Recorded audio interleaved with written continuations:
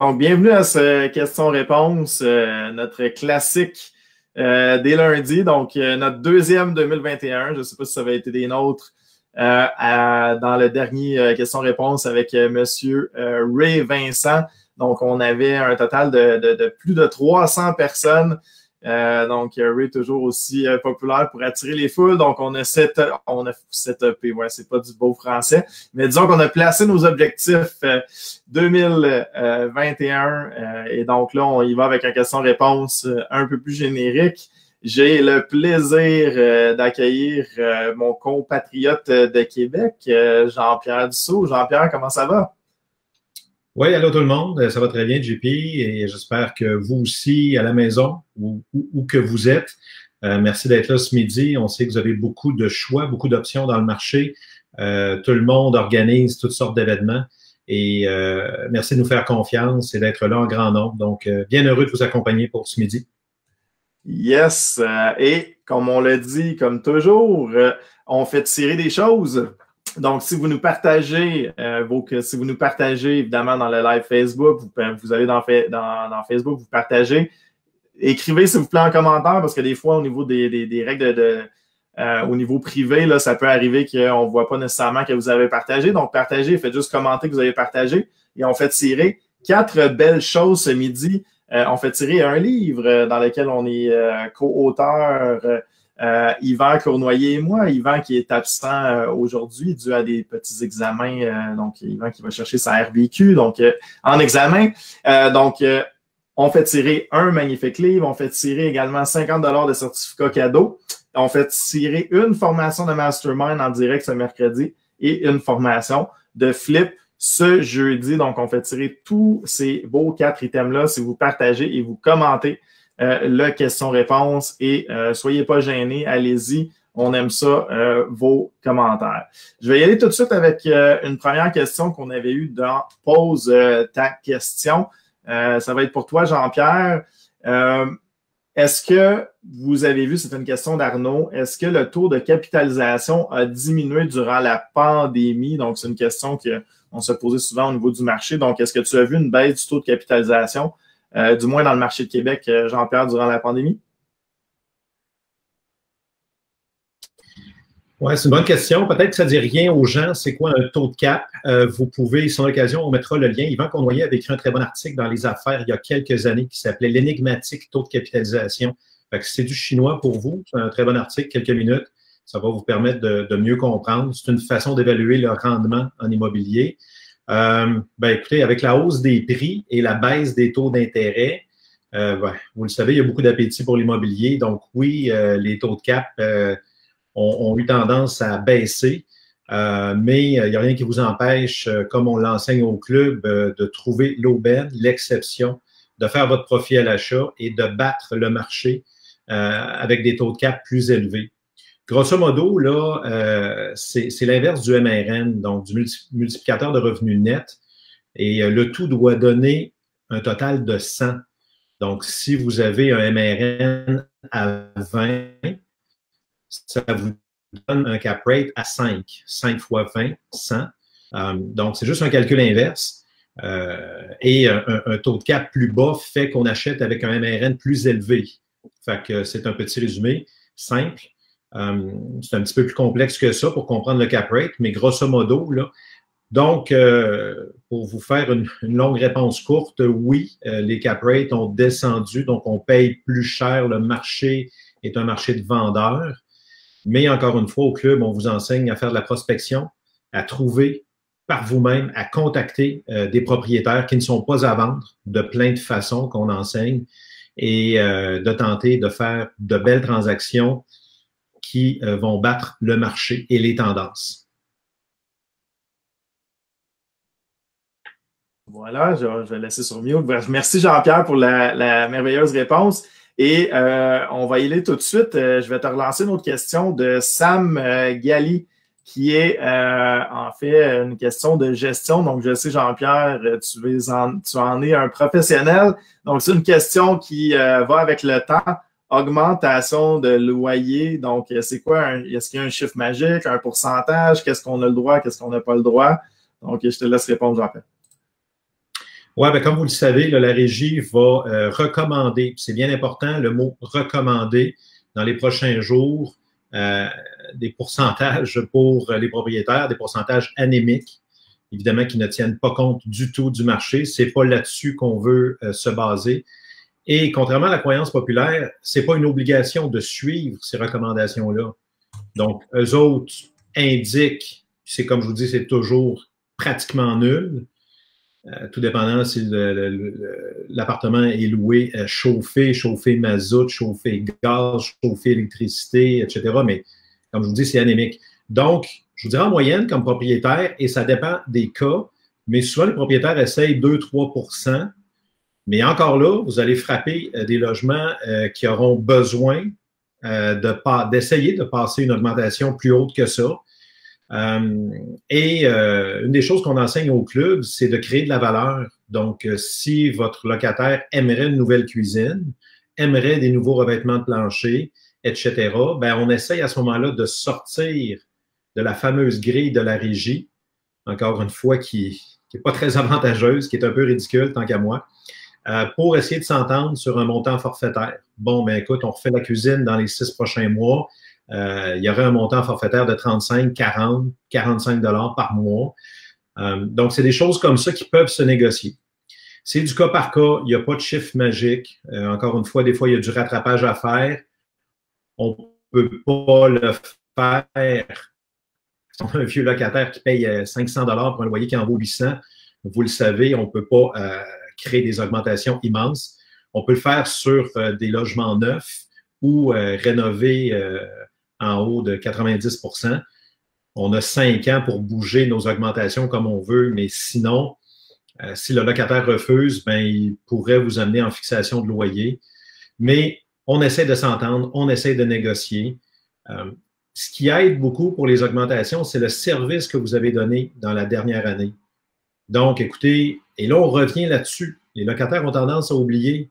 On a été présent pour vous, on a fait ci, on a fait ça. Si vous êtes documenté, tant mieux. Des fois, même l'entretien de la bâtisse en général. Écoutez, vous êtes bien ici, on s'occupe de vous, on prend soin des aires communes, il y a des contrats de déneigement à la main pour les chemins piétons, pour les stationnements, peu importe. Donc, revenez sur la qualité de service que vous donnez. Des fois, ça aide à justifier des augmentations plus élevées. Merci pour la question, très bonne question. Ouais, effectivement, c'est très intéressant et je pense qu'il y a une petite technique également qu'on enseigne dans les cours, des fois de donner des choix. On peut donner des choix aussi, de dire OK, bon, il va y avoir une augmentation ou on rénove un peu la cuisine ou on fait ci. Donc, de donner des choix peut être aussi une très bonne stratégie. Je vais y aller avec une question de mon côté, Jean-Pierre. Donc, pose ta question, on le rappelle, hein, si jamais vous avez des questions durant la semaine, vous allez sur le site, pose ta question. Sandra, si tu peux mettre le lien, ça serait gentil. Donc, dans le chat, donc vous allez voir et vous faites juste écrire la question, puis nous, on les répond dans tous les lundis Q&R. Et c'était une question ici de Mihai, j'espère que je prononce bien, Mihai ou Mihai. Comment on peut acheter une propriété en partenariat sans devoir emprunter l'argent? OK, donc la cote de crédit est un peu faible. Pour avoir fait beaucoup de partenariats, souvent les gens pensent que c'est nécessairement plus compliqué que qu'est-ce que c'est. En réalité, le partenariat, c'est simple. On peut jouer sur quelques variantes possibles. Là, je fais souvent la comparaison avec un buffet. Tu prends ce que tu veux, tu laisses ce que tu veux. Donc, c'est pas bien compliqué. On peut jouer sur le partenariat, on peut jouer au niveau monétaire, sur l'équité ou sur les intérêts. Donc, on peut aller chercher, par exemple, un partenariat typique en immobilier, par exemple 50-50, où est-ce que la personne qui trouve l'optimisation a 50 %, la personne qui amène l'argent a l'autre 50 %. Donc là, on joue sur l'équité. Après ça, on peut faire une combinaison équité-intérêt ou intérêt seulement. Donc, on peut donner 25 % d'équité, mais 10 % d'intérêt sur la mise de fonds de notre partenaire. Donc, c'est pas mal ça. Ensuite, au partenariat actif, ben, c'est à savoir qui fait quoi et de donner une certaine valeur. Donc, ça revient pas mal à ça. Donc, au partenariat actif, qui va s'occuper si vous faites un flip, par exemple, qui va s'occuper de gérer les rénovations, qui va s'occuper de trouver le deal, etc. Mais au final, ça revient toujours à équité, intérêt, et vous choisissez ce que vous voulez. La question qui revient tout le temps, je l'ai répondu, mais je le répète, c'est quoi typique en immobilier? il n'y a pas vraiment de 100% typique, mais ce qu'on voit le plus souvent, c'est 50-50. Donc, quelqu'un qui va trouver une opportunité, va gérer l'opportunité, va optimiser la propriété ou un excellent profit à l'achat, on va y aller pour du 50-50. Ensuite, prochaine question, ce serait peut-être pour toi, celle-là, Jean-Pierre, c'était Alain sur Pose ta question. Quels sont les meilleurs endroits pour le financement hypothécaire? Donc, je te laisse répondre, Jean-Pierre. Ben, écoutez, on suggère au club, tout dépendant de votre évolution, mais d'avoir 2 à 3 prêteurs dans votre portefeuille immobilier. Question de les mettre en concurrence, de peut-être pas tout mettre au même endroit. On recommande aussi l'utilisation des courtiers hypothécaires qui ont accès à une quinzaine d'institutions financières. Et le courtier est payé si le prêt fonctionne. Donc, selon votre situation, selon le type d'immeuble, selon le contexte, le trimestre, lui, il va essayer de passer le prêt dans les meilleures conditions possibles où vous avez le plus de chances. Donc, on recommande un courtier hypothécaire, puis il n'y a rien qui vous empêche d'avoir peut-être là quelques prêts directement avec, entre autres, le Centre de développement aux entreprises Desjardins, les CDE.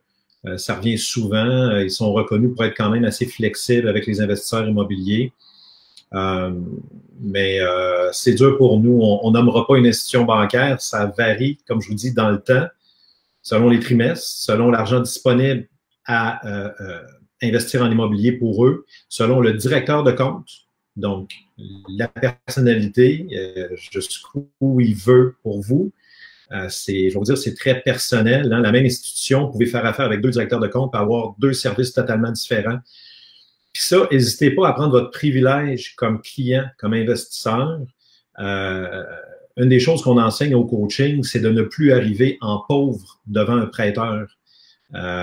Et plus vous allez être structuré, pas obligé d'avoir un gros portefeuille, mais soyez structuré, soyez organisé, tous vos documents au même endroit, idéalement numérisés. Fait qu'il va dire, tabarnouche, cette personne-là représente un bon candidat pour nous. Et ça montre aussi que vous êtes capable de changer d'endroit et d'envoyer votre lien d'un drive, votre clé USB, peu importe, ailleurs pour aller chercher la meilleure offre. Donc, j'espère que ça aide. Yes, merci Jean-Pierre. Ensuite, je vais y aller avec une question qui me touche plus particulièrement. Puis Jean-Pierre, en passant, les questions sont à droite. Si jamais tu en veux une, en répondre à une, écoute, bien à toi. Dis-moi c'est laquelle, puis je vais la mettre à l'écran. Donc, test environnemental facile est-il obligatoire pour les 6 logements et plus? Et c'est pour ça que ça me touche particulièrement parce que j'ai fait quelques décontaminations dans ma carrière. Il faut comprendre que des décontaminations, ce n'est pas des travaux légers. Okay, ça pourrait arriver que certaines fois, c'est un petit peu moins cher, mais la plupart du temps, c'est des travaux qui coûtent très, très cher. Donc, les tests environnementaux, pour ceux qui ne savent pas c'est quoi, c'est des tests de sol. C'est s'assurer que le sol est d'une bonne qualité. Par exemple, qu'il n'y a pas d'hydrocarbures ou de métaux lourds à l'intérieur du sol. On voit surtout les hydrocarbures. Pourquoi? Dans les immeubles à revenus, souvent, ça a été chauffé avec des tanks à l'huile. Des fois, les tanks à l'huile ont coulé ou se trouvent encore enfouis, ce genre de choses-là. Donc, normalement, ils sont exigés par la SCHL dans le 7 logements et plus. OK? SCHL, 7 logements et plus, ils sont exigés. Les prêteurs, si vous y allez de façon conventionnelle sans la SCHL, ils peuvent lever les conditions de tests environnementaux. Ne faites pas ça, OK, de grâce. Parce que si, par exemple, vous achetez un 8 logements puis vous y allez avec un conventionnel qui accepte de ne pas exiger de tests environnementaux, et là, vous revendez 3 ans plus tard à quelqu'un qui va avec la SCHL, qui fait des tests environnementaux et que là, vous êtes contaminé, c'est des travaux qui peuvent être extrêmement coûteux. J'ai décontaminé un 21 logements. Ça a coûté 450 000 $. Évidemment, on l'avait acheté en connaissance de cause, mais ça a coûté 450 000 $ décontaminer ça. Et là, imaginez le scénario catastrophe où vous avez contaminé le terrain du voisin également. Donc, le voisin pourrait revenir contre vous. Donc, moi, je n'achète jamais sans un test environnemental. C'est pas sauter un petit test de pyrite ou sauter un test de vermiculite. C'est beaucoup plus majeur que ça. Donc, personnellement, je ne fais pas ça. Donc, voilà. Je ne sais pas si Jean-Pierre, tu veux ajouter quelque chose là-dessus ou si tu avais une autre question que tu voulais utiliser. Ben, je trouve ça très bon. Honnêtement, un seul conseil que vous retenez ce midi là, va payer votre journée, va payer votre semaine. Puis comme on dit là, dans le coaching, ça paye le prix du cours, des fois plusieurs fois. Un seul conseil bien utilisé. Beaucoup de sagesse ici. Écoutez, Jean-Philippe, c'est non négociable. J'ai été en appel de coaching la semaine dernière avec 2 investisseurs, puis ils voulaient un peu trop à la place du vendeur. Ils voulaient s'impliquer dans la décontamination. Écoutez, c'est la responsabilité du vendeur de vous vendre un terrain, une bâtisse exempt de toute contamination. Donc, beaucoup de sagesse parce que ça peut exploser et vous ne voulez pas être responsable de ça. Donc, même si l'institution ne le demande pas, faites-le quand même. Payez-vous une phase 1 environnementale. Magnifique. Et Jean-Pierre, je te garde à l'écran pendant que tu es là. Jonathan, je veux me lancer dans l'immobilier. C'est une question de pose ta question. Quelle formation me suggérez-vous pour un débutant? Je pense que c'est une belle liaison avec ce que tu disais. Absolument. Puis je suis content parce qu'effectivement, on essaie de prendre des questions qui couvrent assez large. C'en est une qu'on se fait poser souvent. Écoutez, IMO 101, qui est l'introduction, qui est finalement le cours lié au livre L'indépendance financière de Jacques Lépine, grâce à l'immobilier. Donc, IMO 101, qui est offert à la carte, qui est aussi le premier cours du coaching. Probablement le meilleur cours de base là, pour vous permettre de vous faire une tête, de mieux comprendre l'investissement immobilier.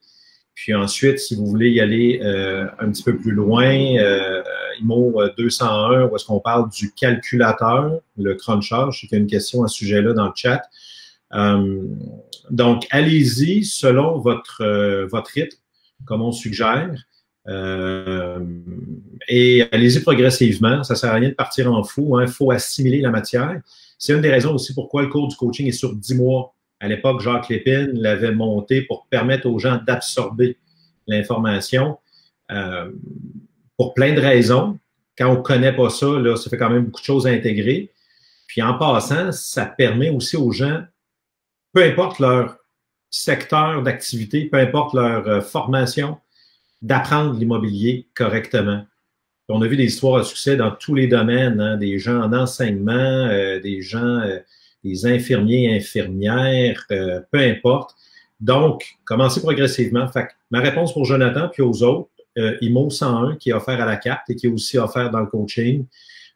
Puis ensuite, on apprend à se connaître. Peut-être que vous allez vouloir faire des flips. Évidemment, le cours à succès d'Yvan Cournoyer est excellent là-dessus.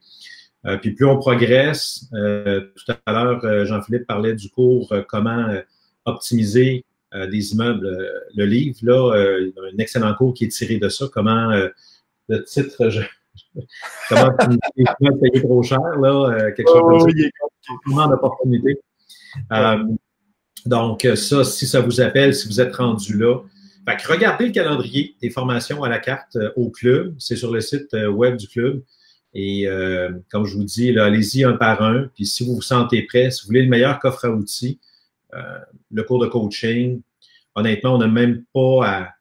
On en parle avec enthousiasme, mais c'est les gens qui font c'est les gradués qui font notre promotion de ce cours-là, tellement que ça leur a apporté de la confiance, entre autres, dans le marché.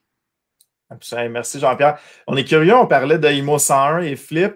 On est toujours curieux de voir à quelle auditoire on a. Là, on a un petit peu plus que 200 personnes. Est-ce que vous êtes plus investissement immobilier à long terme ou Flip?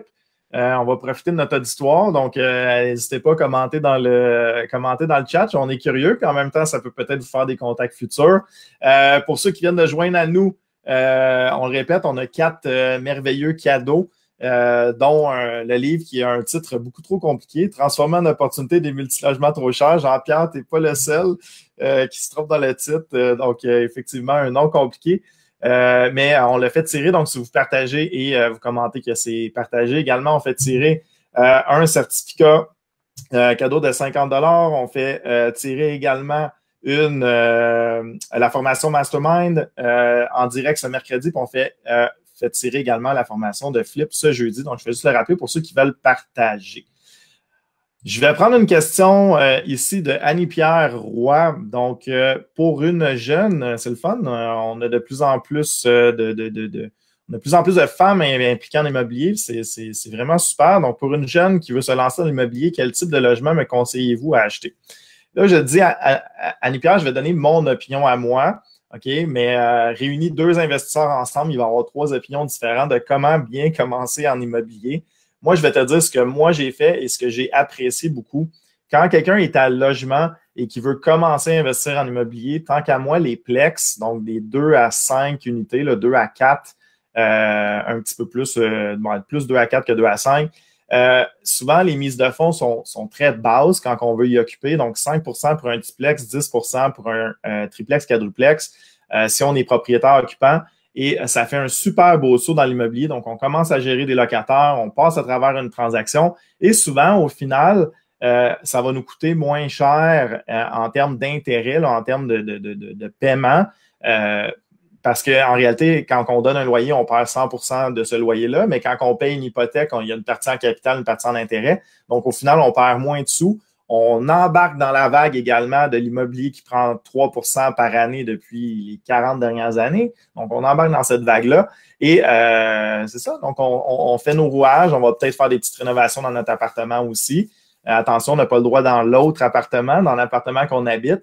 Et moi, je trouve que c'est un super beau départ. Il y en a qui vont préconiser de rester locataire au maximum pour ne pas avoir d'endettement possible. C'est une autre stratégie. Donc, à toi de choisir celle qui te plaît. Donc, voilà. Je ne sais pas si Jean-Pierre, tu voulais ajouter ou je t'envoie une autre question. Ben, tout à fait d'accord. Des fois, je suis à contre-courant on entendait ces dernières années, avoir su, j'aurais commencé plus gros. Pas sûr, hein? Comme tout apprentissage, on ne commence pas la première année du primaire, puis la 6e l'année suivante. Là, il y a des choses qui se font progressivement dans la vie. Très bonne réponse de Jean-Philippe. Des plex, 4 et moins, excellente école. Même un duplex, là, vous avez un autre locataire, donc vous passez à travers tout le processus de relocation, l'affichage, la qualification, donc la demande de crédit, la signature du bail, la gestion, les règlements, et progressivement, on met son système en place. Et là, ça va vous familiariser peut-être avec des logiciels de gestion comme Proprio Expert. Progressivement, vous allez être de plus en plus solide pour augmenter votre nombre de portes, si c'est ce que vous voulez. Mais 4 et moins, un condo en location, un chalet locatif, peu importe ce que c'est, mais on y va progressivement et on comprend les rouages. Puis par la suite, ben écoutez, si après vous voulez donner en gestion, vous allez savoir de quoi vous parlez parce que vous l'avez déjà fait vous-même. Donc, je pense que Ray, c'est exactement ça, Jean-Pierre. Puis je pense que Ray disait l'immobilier, c'est un marathon. Hein? Ce n'est pas un sprint. Donc, effectivement, de bien commencer. Puis effectivement, les gens disent ah oui, si avoir su, j'aurais commencé tout de suite par un 32 logements. C'est ça. C'est ça. Il faut essayer de se rappeler quand on commençait. Donc, effectivement, voilà. J'avais une autre question pour toi, Jean-Pierre. Donc, c'était une question d'Arnaud de Pose ta question. Donc, bonjour, que pensez-vous des courtiers immobiliers qui veulent faire signer un document pour avoir l'exclusivité de la recherche dans un secteur? Donc, Jean-Pierre? Ben, écoutez, on enseigne au club, je vais faire une image de hockey, de garder le contrôle de la rondelle. Est-ce que vous voulez remettre la rondelle à quelqu'un d'autre, puis à voir qu'est-ce qui se passe, alors qu'on vous enseigne à chercher souvent hors marché? Donc, voilà, j'ai à peu près dit. Effectivement, ben, tu sais, si je peux ajouter là-dessus, Jean-Pierre, tu sais, c'est, en fait, les gens souvent nous viennent poser la question, on appelle le coaching. Qu'est-ce qui est mieux en marché, hors marché? Effectivement, hors marché, beaucoup de. J'adore le contrôle de la rondelle, mais c'était pas toi, justement, Jean-Pierre, qui parlait d'une application rencontre aussi. C'était-tu toi, Jean-Pierre? Oui, vas-y, fais le parallèle entre tes applications rencontre. Ah, ben en fait, je faisais le parallèle entre trouver de l'immobilier puis de trouver une blonde, un chum. En fait, le parallèle était fait aussi avec ce qu'on appelle le soleil d'abondance, qui est enseigné au cours 101, où est-ce qu'il y a 10 000 façons de trouver de l'immobilier. Donc, si vous voulez rencontrer quelqu'un dans votre vie, est-ce que vous allez tout mettre sur une application, un restaurant, on est en COVID, mais un endroit, ben moi, je vais rencontrer au gym, moi, je vais rencontrer... Non, c'est un ensemble de choses qui fait que vous allez trouver.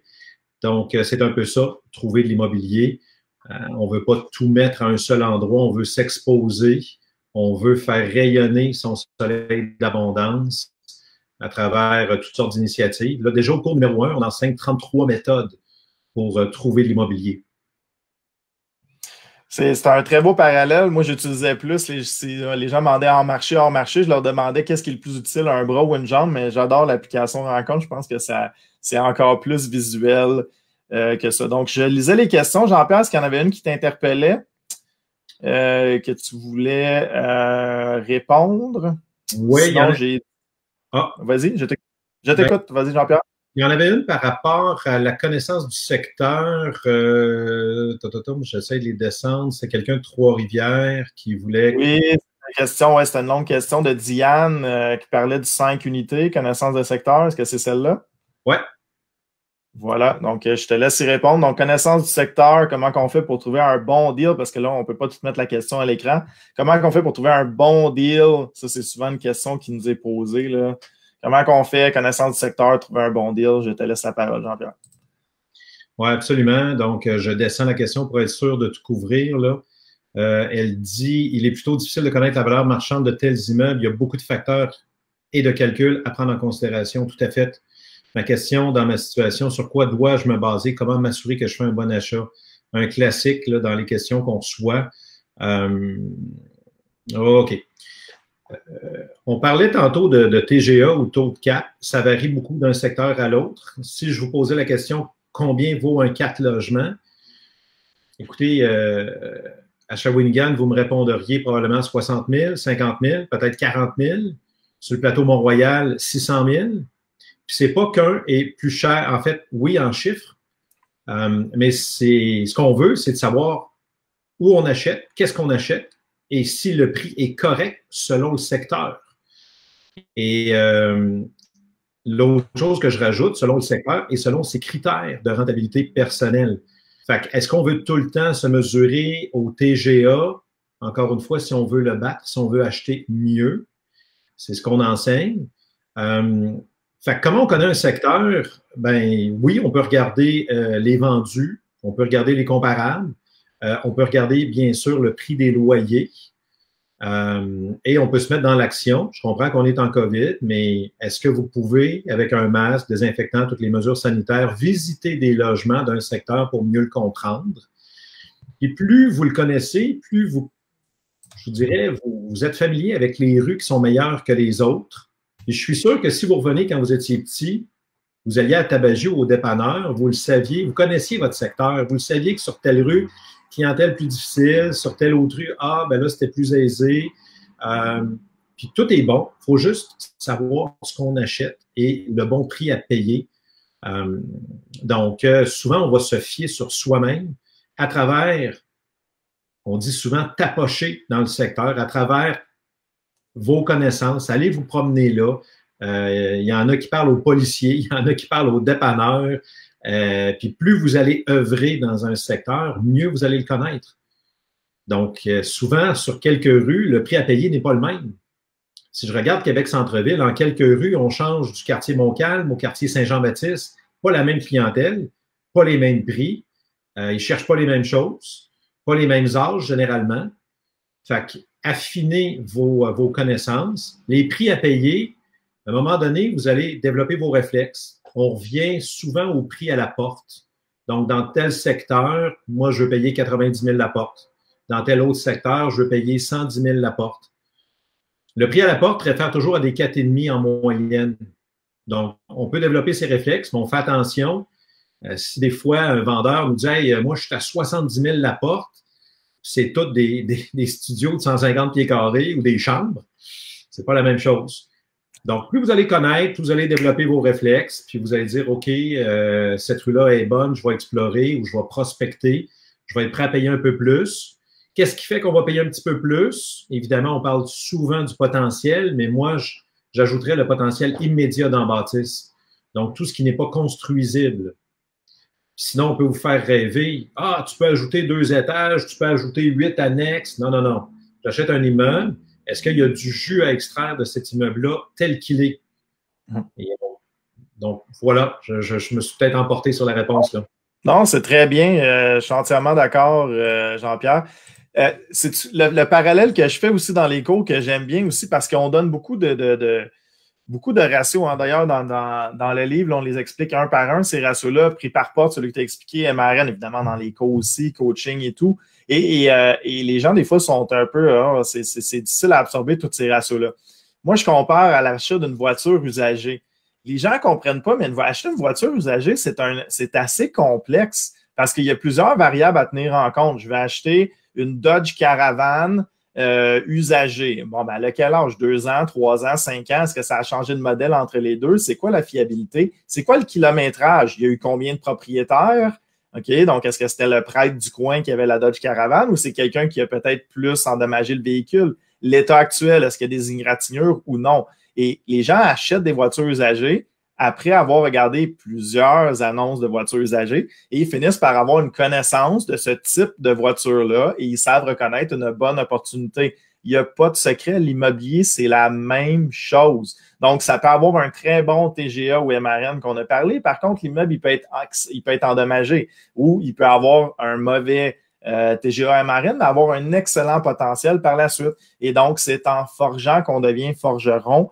J'avais des appels de coaching ce matin et on parlait de secteur. La personne a dit oui, j'ai fait une recherche de secteur. J'ai appelé un agent dans mon secteur. Je ne considère pas ça une recherche active. C'est de se promener, comme on a dit Jean-Pierre, c'est de visiter des logements, c'est de regarder Kijiji, c'est de s'imbiber de notre marché et après ça, que ça devienne une seconde nature et qu'on soit capable de dire à l'instant si c'est une bonne opportunité ou non. Généralement, là, quand on est habitué à notre secteur, corrige-moi Jean-Pierre, combien de temps tu analyses, mais moi, en 15 minutes, je suis capable de savoir si c'est une bonne opportunité et 15 minutes, c'est large. Là. Donc, quand on connaît bien son secteur, généralement, assez rapidement, on est capable de savoir si c'est une bonne opportunité ou non. Voilà. Donc, c'est ça. Et si j'ajoute, parce que c'est une question quand même importante, parce que la recherche fait partie d'une bonne chose. En fait, ce qui arrive, c'est qu'il se crée un cercle vicieux chez les investisseurs immobiliers. Je vais vous expliquer. L'investisseur immobilier ne fait pas assez de recherche dans son secteur, n'a pas assez de connaissances, regarde seulement Centris. Il ne trouve pas de deal dans Centris. Premièrement, il ne fait pas d'offre d'achat. Donc, si on revient avec le parallèle du hockey, il ne tire pas au net. Donc, il ne tire pas. Donc, ça, c'est sûr qu'il ne peut pas scorer un but si la puck reste sur son bâton. Donc, il ne tire pas, il ne fait pas d'offre. Il dit, j'ai rien dans mon secteur. Donc, qu'est-ce qui arrive? Là, ils grossissent le secteur centriste, plutôt de changer les méthodes de prospection. Ils grossissent le secteur.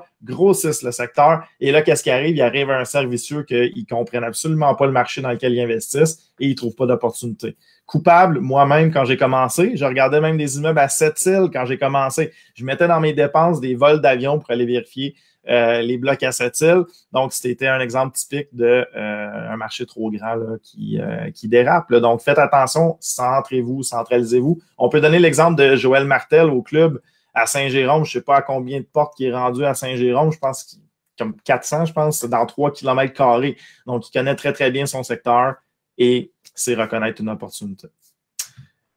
Jean-Pierre, question pour toi.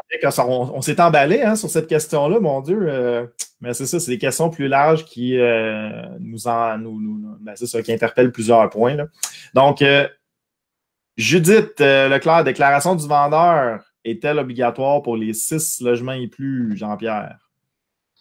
Légalement, il faudrait voir, mais fortement suggéré. Donc, même si vous avez une offre d'achat maison, parce que vous avez prospecté directement un propriétaire d'immeuble, annexez une déclaration du vendeur que vous voulez qu'il remplisse. C'est dans l'intérêt des deux parties. Vous ne voulez pas qu'il vous cache quoi que ce soit, parce que même si c'est vendu sans garantie légale de qualité, si c'est caché, puis que vous découvrez qu'il le savait, vous avez des recours. Donc, l'ADV, super important, avec l'offre. Sinon, votre inspecteur en bâtiment peut aussi la faire. Il peut s'asseoir avec le vendeur. Comme je dis, je sais qu'on est en temps de COVID, là, mais il peut garder une distance puis la remplir avec lui, mais assurément, ça vous prend ça là, pour faire un achat en connaissance de cause. Parfait. De retour, et je t'invite à regarder des questions aussi, Jean-Pierre, s'il y en a qui t'interpellent entre les deux. Il y avait Julie...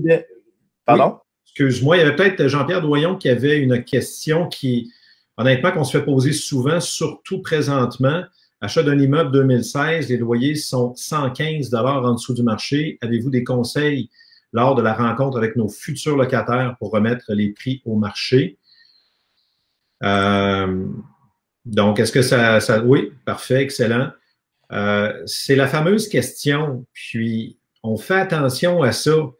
Si vous avez des vendeurs ou des courtiers qui vous disent « Ouais, tu as augmenté les loyers », comme on l'a dit plus tôt, ça ne se fait pas en criant ciseaux. Les locataires sont protégés. Et le parallèle que je donne souvent, là, que vous connaissez, si c'était votre mère, votre soeur, votre frère qui habitait là, ils font rien de mal, ils payent le premier du mois, ils payent bien, ils font pas de bruit, pas de trouble, ils sont pas exigeants. Écoutez, on les a pas augmentés pendant 10 ans, 15 ans, 20 ans. Fait que pourquoi on les sacrerait dehors? J'aime pas l'expression. Donc, on cherche à s'entendre, on cherche à négocier avec eux, en autant qu'ils le veulent. Et écoutez, il y a toutes sortes de stratégies possibles, mais peut-être, si j'avais quelques conseils à donner à ce sujet-là, informez-vous, écoutez-les, informez-vous de leur projet, comment vous voyez la suite des choses. Des fois, ils vont vous dire, écoutez, nous, on regarde pour une maison activement, parfait, rendez ça facile. Et moi, ce que j'offre, qui ne me coûte rien, vous pouvez quitter en tout temps, sans préavis, sans pénalité. Ah, wow! Là, ils sont contents. Fait que c'est donnant-donnant. Moi, je suis très flexible, mais écoutez vos locataires et adaptez-vous à leur plan. Puis, rentrez pas, s'il vous plaît, dans les niaiseries qu'on voit aux nouvelles, des propriétaires qui coupent le courant, qui font un paquet de méchanceté aux locataires. C'est pas ce qu'on enseigne au club, c'est pas nos stratégies. Essayez de vous entendre avec eux. Et ultimement, il y en a qui font des offres monétaires. Écoutez, on va vous offrir un montant forfaitaire. Nous, l'appartement a besoin de rénovation. Écoutez, il y en a qui vont même dire que c'est pas super pour vous d'habiter ici. Après ça, ça dépend de votre pouvoir de persuasion, de négociation. Mais si le locataire ne veut pas quitter, il est chez lui, il est protégé. Puis à un moment donné, des fois, il faut juste laisser aller. Quelques années plus tard, ils nous reviennent. On peut relancer notre flexibilité à ce qu'il quitte en tout temps. Mais il ne faut pas penser qu'on peut mettre dehors des gens d'un 6 logements comme ça en claquant des doigts. C'est pas vrai. Fait que la réponse pour Jean-Pierre, on augmente autant que possible, mais est-ce qu'on va pouvoir rattraper? Non. Pas tant qu'il reste là. Encore une fois, peut-être à moins de proposer là, des cuisines, des revêtements, ci pis ça, qu'on va faire dans les prochains mois, qu'on essaye de sortir de la grille de calcul de la régie et encore une fois, de s'entendre avec eux, que ce soit gagnant-gagnant. Très bon point, très belle sagesse. Je pense même, Jean-Pierre, tu utilises la comparaison. Hein, si votre mère habitait dans ce logement-là, comment la traiteriez-vous? Donc, c'est très important. Il faut toujours y aller avec une situation gagnant-gagnant. Donc, tu sais, s'il paye 115 en dessous du marché, est-ce que vous pourriez lui offrir quelque chose, un air climatisé ou quelque chose, ou l'Internet? Donc, d'y arriver avec une situation gagnant-gagnant, c'est important. Donc, effectivement, on n'est jamais hostile là, au club, à moins évidemment qu'il y a de l'hostilité de l'autre côté. Là. C'est évidemment, si on a un locataire problématique, c'est sûr qu'il va avoir un problème, mais si la personne, comme tu as si bien dit, Jean-Pierre, si la personne était là sans problème, pourquoi lui en faire?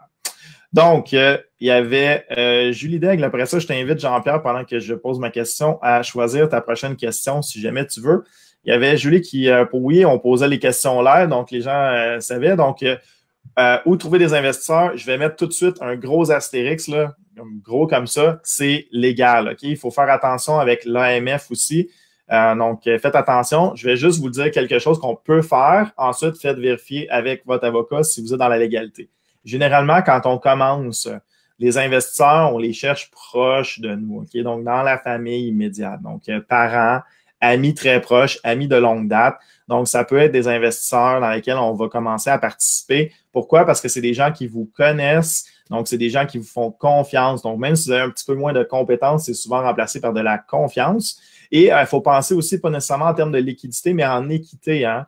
Donc, des fois, les parents, ils ont des maisons libres d'impôts. Pas libre d'impôt, libre d'hypothèque plutôt, excusez-moi. Donc, c'est possible d'aller refinancer ces maisons-là et d'aller faire de l'investissement.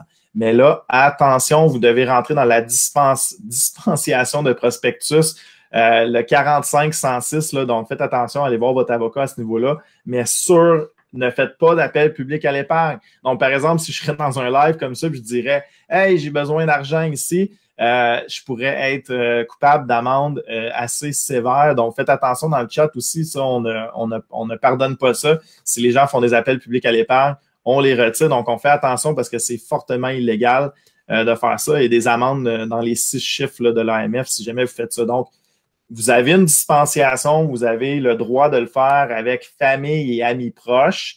OK? Encore là, faites des vérifications auprès de votre avocat, mais il pourrait avoir une dispensation comme c'est des liens famille, des liens d'amitié très proches qui sont ficelés avant l'investissement. OK? Donc, voilà, Julie, c'était où trouver des investisseurs pour commencer.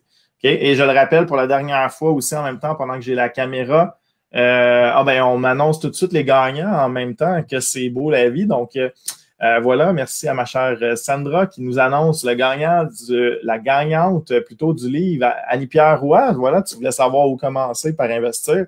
Une belle petite lecture de salon. Donc, le livre Transformant l'opportunité des multilogements trop chers. Certificat cadeau Guillaume Jonanji, j'espère que je prononce bien ton nom. Formation Flip, Lucas Boudreau. Formation Mastermind, Stéphane Boutin. Donc, on va les mettre dans le chat également. Donc, vous avez juste à contacter le club pour réclamer votre prix. Donc, merci à vous tous. Et évidemment, on en fait tirer à tous les lundis. Donc, joignez-vous avec nous. Donc, Jean-Pierre, est-ce que tu avais choisi ta question?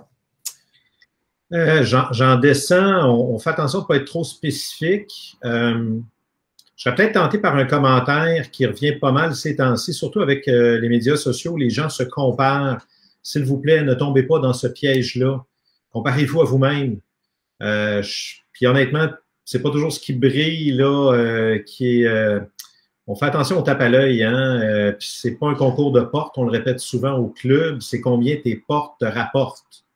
Si vous avez une phrase encadrée, ce serait peut-être celle-là. Combien tes portes te rapportent. On a vu vraiment des beaux exemples de succès avec quelques condos locatifs meublés, loués plus cher, des chalets locatifs, des gens qui ont bâti de la valeur avec un nombre de portes là, moindre que ce que vous pensez et qui, en bout de course, même gagnent leur vie des fois. Donc, c'est ça. Comparez-vous pas. C'est pas parce qu'il y en a un qui dit hey, j'ai acheté un 36 logements, tout ça. J'aime mieux voir un 6 logements bien acheté qu'un 36 payé trop cher. Vous allez travailler 6 fois moins pour plus de profit, tu sais. Donc, ouais. Effectivement. Et Jean-Pierre, je pense qu'on s'aligne bien là-dessus hein, aussi. L'immobilier, c'est un véhicule d'investissement qui vous permet d'être une meilleure version de vous-même ou de réaliser vos rêves. Donc, parfois, les gens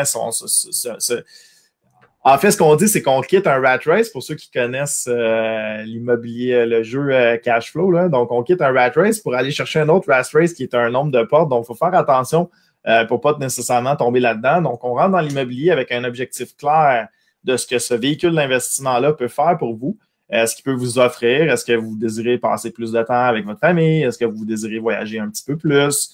Est-ce que vous désirez passer plus de temps avec vos amis? Bref, qu'est-ce que vous désirez faire avec l'enrichissement prévu avec l'immobilier? Ça peut être matériel également. Là. Donc, mais c'est d'avoir un focus sur cet objectif-là et évidemment d'arrêter de se comparer. Évidemment, cette comparaison-là a augmenté par les réseaux sociaux. Donc, restez focus. Si je donne des exemples, parfois, j'ai eu des gens en appel de coaching qui parlaient de 100 logements, puis finalement, on descend l'objectif, puis pour réussir leur objectif dans la vie avec l'immobilier, il avait besoin de 6 logements, un seul achat. La personne ne voulait pas quitter son emploi, adorait son emploi, voulait juste avoir X montant d'argent à sa retraite pour pouvoir s'acheter un condo en Floride, par exemple. Donc, on descend l'objectif et là, finalement, on se trouve, on enlève tout ce poids-là, puis on délivre le bon objectif pour la situation. Donc, c'est important de vraiment recadrer ses objectifs et d'y aller. Et savez-vous quoi? Ces objectifs-là, s'ils sont profondément incrustés aussi, hein, parce qu'on fait un parallèle avec Ray qu'on a eu dans le premier question-réponse. Quand ils sont profondément ancrés, ils vont vous réussir à vous faire passer à travers les épreuves. Parce que autre chose que les réseaux sociaux ne montrent pas, c'est la sueur froide et les moments de stress et le travail acharné qu'il y a derrière ça. Et parfois, ben, il y a des échecs. Et les échecs, ben, il faut être capable de les surmonter et d'avoir une belle vision future, un bel objectif futur va définitivement vous aider à passer à travers ces échecs-là puis de continuer d'avancer. Voilà. Jean-Pierre, je ne sais pas si pendant que je m'emportais dans mes objectifs, si jamais tu avais une autre question. Ben, il y a du bon stock ce midi, beaucoup d'échanges, les questions sont pertinentes, on espère que ça vous plaît. J'enchaînerai avec José Carlos Cintrao. Troisième condo approuvé par la banque ce mois-ci, en moyenne 200 $ de cash flow positif par mois. Écoutez, il n'y aura pas besoin, d'une tralée de porte, là, notre ami ici. 200 $ de bénéfices nets par porte par mois en condo. Donc, gestion pratiquement nulle. J'adore ça. Donc, voyez-vous les différentes façons de faire de l'immobilier. On pense souvent au plex, au multi, mais on a vu des gens se monter des parcs avec des condos. C'est sûr qu'à un moment donné, votre financement, parce qu'on est au personnel, va trouver une limite, à moins de travailler avec des contre-lettres et différentes façons, mais j'aime beaucoup quand même l'idée d'y aller, de commencer avec des condos. 200 $ net par porte par mois, là, excellente moyenne. En fait, c'est beaucoup plus qu'une moyenne, c'est nettement supérieur. La moyenne au Québec est autour de 50 $. Fait que mieux c'est géré, mieux c'est acheté, meilleur sera votre bénéfice net par porte par mois. Effectivement. Et je ris parce qu'il y a Yvan qui commente en même temps pendant qu'il assiste à notre question-réponse aussi. Et on parlait des déclarations du vendeur. Hein, effectivement, s'il y a un courtier, si on revient sur la question des déclarations du vendeur, effectivement, obligatoire s'il y a un courtier et 4 logements et moins. Là, donc, voilà. Donc, ça me fait bien rire. Sacré Yvan, il n'est pas là visuel, il n'est pas là sur la vidéo, mais il est là dans les commentaires. Et je voulais bonifier sur José aussi qui disait, si je vise 10 condos, pourquoi la banque me bloque-t-elle? Malheureusement, José, c'est qu'il y a deux façons hein, de faire du financement. Donc, il y a les 6 unités et plus. Là. Des fois, les 5, c'est un entre-deux. Le 6 unités et plus et tout ce qui est en bas. Tout ce qui est en bas, malheureusement, c'est ton salaire à toi. La banque te qualifie toi plus qu'elle qualifie le condo, la maison ou le plex. Donc, c'est tes ratios à toi d'endettement, les fameux ratios ABD, ATD qui vont être calculés. Et malheureusement, la plupart des banques prennent 50% des revenus de location. Donc, ils coupent les revenus de 50%, mais ils prennent 100% des dépenses de l'autre côté. Ce qui fait qu'éventuellement, ton salaire n'est plus capable de combler pour ce manque à gagner-là. Et là, la banque ne veut plus te prêter parce que tu es étouffé. Ce qui est triste là-dedans, c'est que José, très belle performance au niveau de tes condos. Tu vas vouloir t'acheter un chalet sur le bord de l'eau pour profiter de tous ces bons coups-là et tu risques d'avoir des problèmes parce qu'encore là, ça va être un achat de type personnel. Donc, généralement, là, j'ai vu jusqu'à 12, un petit peu plus que 12 au niveau personnel, mais passer ça, ça devient très difficile. Donc, si jamais tu as un objectif d'avoir plusieurs logements, la stratégie du condo est bonne, mais éventuellement, il va falloir que tu passes du côté du 6 logements et plus, ou est-ce que c'est le bâtiment qui est qualifié et non pas toi? Donc, à partir de ce moment-là, il n'y a plus aucune limite d'achat quand on passe de ce côté-là. Voilà, donc, je ne sais pas si Jean-Pierre, tu avais une autre question dans laquelle tu voulais répondre. Ah, c'est 5 logements et moins. Oui, effectivement, Yvan, merci de la correction parce que tu as écrit 4 logements et moins, mais d'après moi, c'est ça, il y avait une faute de frappe. C'est avec courtier 5 logements et moins, la déclaration du vendeur est obligatoire. Voilà. Jean-Pierre, pour les deux petites dernières questions, on va finir vers 1 heure, effectivement. Donc, ça se déroule bien. Donc, est-ce que tu avais quelqu'un? Ben avant que ça se termine, là, je veux dire un gros merci à Sandra qui coordonne tout ça. Honnêtement, je pense qu'on n'aurait pas pu manœuvrer dans la dernière année aussi bien sans son aide. Fait qu'un gros merci. Concernant des questions, il y en aurait quelques-unes, mais peut-être quelque chose qui pourrait servir à un plus grand nombre de personnes. Pourquoi on trouverait une aubaine dans le marché actuel? La réponse est simple. Devenez la solution à quelqu'un. Trouvez quelqu'un qui est motivé à passer à d'autres choses dans sa vie. Puis identifiez-vous comme étant la meilleure option pour lui ou pour elle. Et il y a une question de timing, on ne s'en cache pas. Donc, votre prospection, c'est à faire régulièrement. On privilégie quelqu'un qui va en faire peut-être, qui va approcher une dizaine de propriétaires par semaine, plutôt qui va dire, bon, ben là, cette semaine, j'envoie 500 lettres.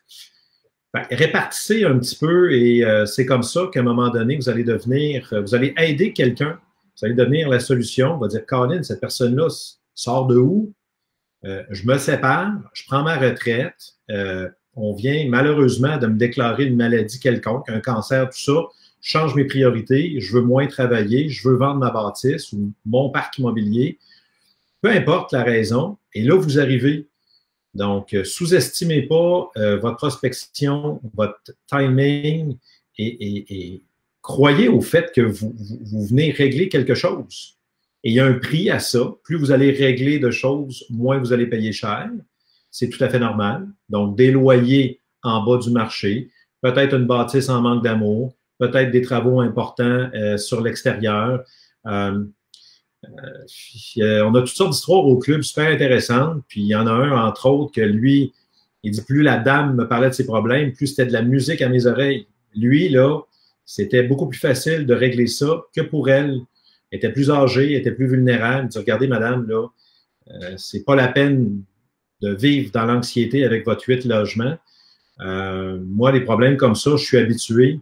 Et ils ont fait une très belle transaction rapidement. Évidemment, il l'a payé en bas de la valeur économique à cause de ce qu'il avait à régler. Mais pour elle, elle était très, très heureuse. Elle ne se voyait pas mettre en marché cet immeuble-là à cause des problèmes qu'elle avait. Mauvais locataire, infestation de vermine, avis de non-conformité avec la Ville de Montréal.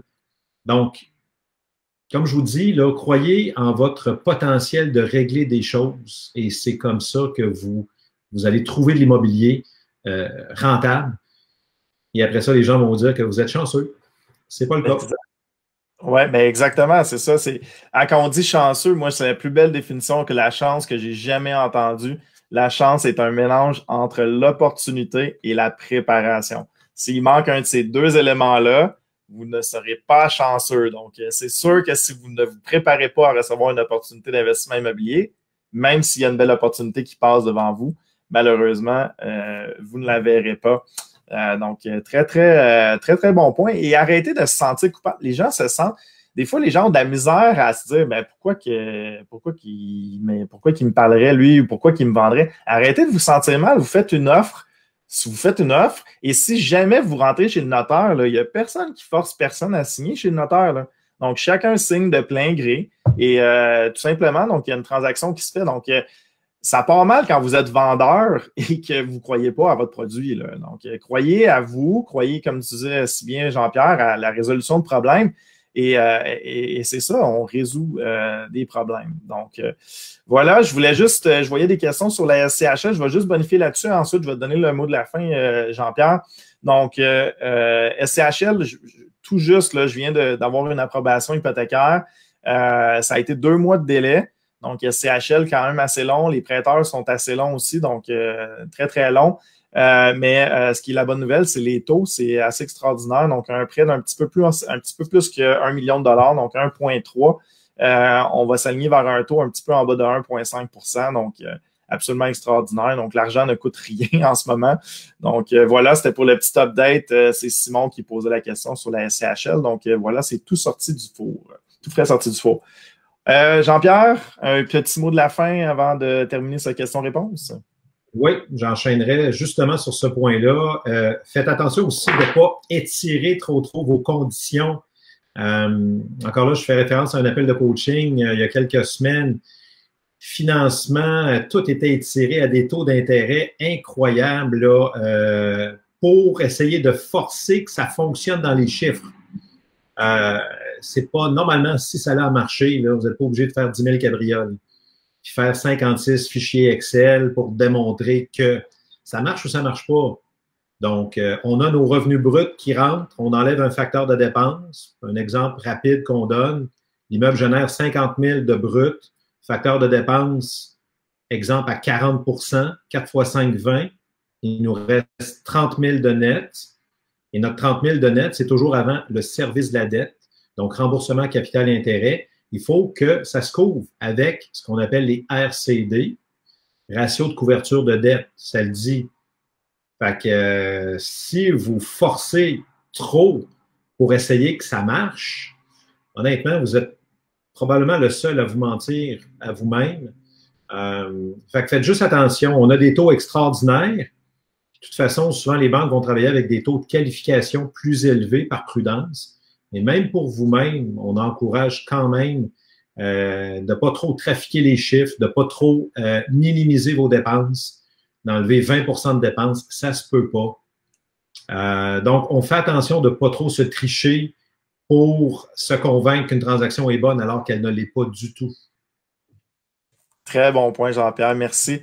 Quel plaisir d'avoir partagé l'écran avec toi. Merveilleuse sagesse. J'en apprends autant que les utilisateurs qui sont avec nous. Merci, Jean-Pierre. C'est vraiment le fun. J'en profite aussi pour remercier Sandra, qui évidemment qui est ma conjointe, pour ceux qui ne le savent pas, directrice générale au club, qui effectivement fait un travail extraordinaire en gestion de pandémie, tout rouler les formations dans personne jusqu'en ligne. Donc, les questions-réponses, bref, ça l'a évidemment chamboulé. Donc, on a eu une super belle adaptation au club. Donc, merci beaucoup, Sandra. Je vais conclure. Donc, encore une fois, merci, Jean-Pierre. Et au niveau des formations du club, donc, si vous voulez investir en vous, donc, on a le 20 janvier à 19h le Mastermind. On a le 21 janvier les flips. Hein, quand on a vu les gens, là, c'était long terme flip. Donc, le 21 janvier, le cours de flip. Évidemment, avec le best-seller que Yvan a écrit sur les flips. 25 janvier, transformé en deal des multilogements trop chers. C'est une formation, en fait, qui est dérivée du livre, qui va être donnée par moi-même. 30 janvier, c'est excitant, nouvelle cohorte de coaching. À chaque fois, on est content. Donc, soit vous vous embarquez dans le coaching, vous pouvez faire IMO 101, qui est effectivement le premier cours. Donc, les deux, c'est à la même date, le 30 janvier. Si vous prenez IMO 101, vous basculez vers le coaching. Cela va être crédité. Donc, ça nous a fait plaisir. Merci d'avoir partagé votre dîner avec nous. C'est toujours un plaisir de vous voir. Super belle auditoire de 200 personnes. Aujourd'hui, on voit qu'on commence l'année en force. J'imagine qu'on a des gros noms comme Ray et Jean-Pierre, évidemment. Ça l'aide beaucoup au niveau des questions-réponses. Donc, merci à tous. Et merci à Jean-Philippe. Merci à Jean-Philippe Claude. Ça fait plaisir, Jean-Pierre. Ça fait plaisir. Salut à tout le monde. Bon succès. Bye. Bye.